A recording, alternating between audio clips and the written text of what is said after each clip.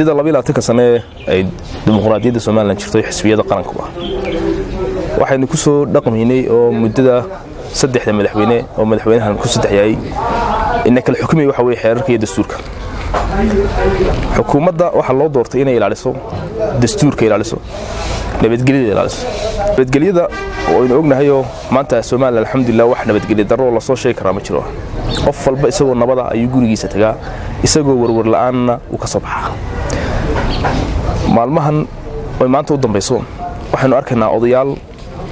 la soo abaabulay oo cidda soo abaabushay laga yaqaano oo ka hadlaya nabadgelyada aynu ognahay Soomaaliland halkay ka taagan tahay waxa uu dambeysay odayaal nabadgelyada hal ilaaliyo nabadgelyada hadaanay xukuumaddu khalkhal nabadgelyo daro wadin hadaanay wadin isku dir iyo caburin dawladnimo nabadgelyo daro dalka ka jirtaana ma jirto xisbiyada mucaaradkana waxay rabaan dalkan inay u taliyaan taladiisana inay qabtaan bay rabaan wadan ay rabaan inay u taliyaana khalkhal nabadgelyo daro iyo dhibaato kuma wadaan waxa leenahay dawladdu dib ha uga joogsato khalkhalka iyadoo abuurayso shalay toole waxa magaalada Boorama ka hadlay odayaal fara badan oo ay soo abaabuleen maamulka gobolka Awdal waxa laga rabaa marka koobaad inay danta gobolkan ka shaqeeyaan laga ma rabo inay isku duwaasha la hadlaan oo dhahaan nin walba reerkiina 3 oday ka keen maanta gobolka Awdal weyn ognahay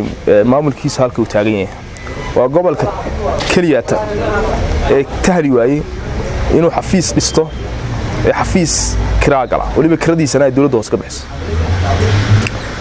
maanta gobolka Awdal waxa uu taagan dad ka cabanaya master plan-ka magaalada Boorama oo maalin walba hor taagan oo cid qancisaanay jirin waxa maanta la aasaya meyd 4 cisho u yaalay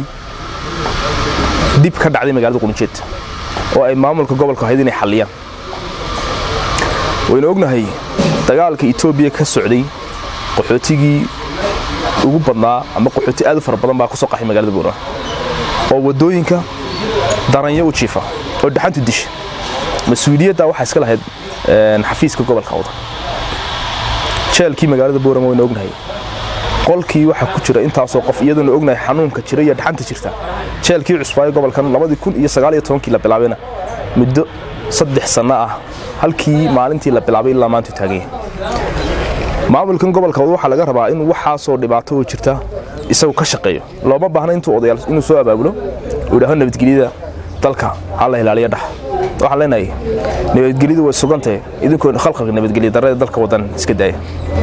midda kale sharciyada dalka la isku hayo horta madaxweynuhu wuxuu madaxweyne ku yahay waa laba qodob dastuurkii qaranka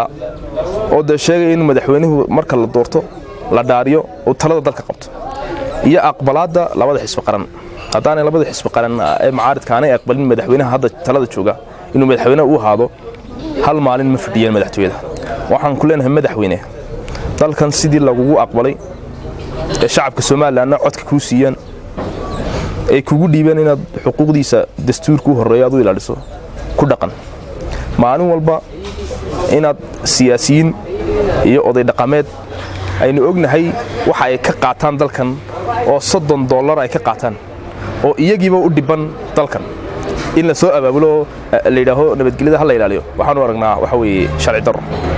waxaan leenahay dawladda xukuumadda hadda joogta